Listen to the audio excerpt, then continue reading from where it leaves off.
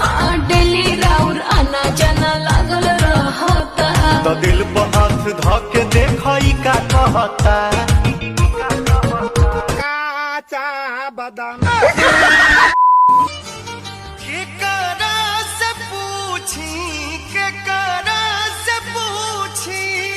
हमारा से पूछना हम काहे के बानी। हऊ मामा हारवा में जोन लड़की आई रहे वो चल गई का। हेलो गाइज, ये मेरा दोस्त है। ये दिल का बहुत अच्छा है लेकिन इसका मुंह जो है गधे की। क्या कहली हो? बोल बोल बोल बोल बोल। नहीं, मुंह भी अच्छा है। ओ हमरा लागल कि गधा के गांड कहबे। रे होती आई लुपिया क्यों ना रे जो ए का दिन पनई हर से आइलु है कार से। तारा टेम्पू आ कार में अंतर नहीं के बुझात। हथवा के मेहंदी मिटावेली तो हमरे के समझावेली।